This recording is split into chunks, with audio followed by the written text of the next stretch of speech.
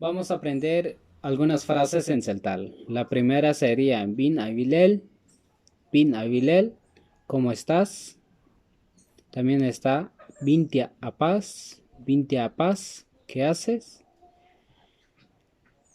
Otra frase o respuesta de la primera pregunta sería Lek ayon hatzin haat, Lek ayon hatzin haat, estoy bien, ¿y tú? Me siento mal, Maka lek ayon. Maka lek ayon, me siento mal. También otra frase, estoy cansado. Lubenon. Lubenon. Estoy cansado. Otra frase, la siguiente frase es, tengo hambre.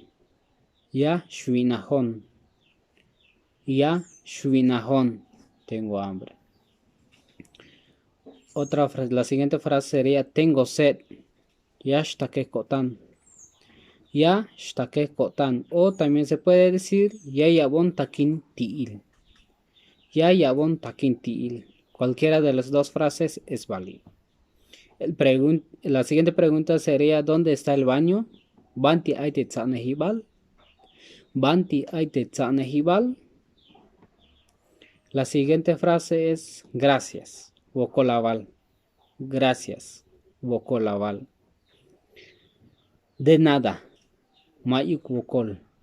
De nada. Mayuk wokol. La siguiente frase es, por favor. Wokolok o wokoluk. Wokolok o wokoluk. La siguiente frase es, aquí estoy. Aquí estoy. Li ayon. Li ayon. La siguiente frase es, estoy afuera. Estoy afuera. Ayon taspatana. Ayon taspatana. Estoy afuera de tu casa.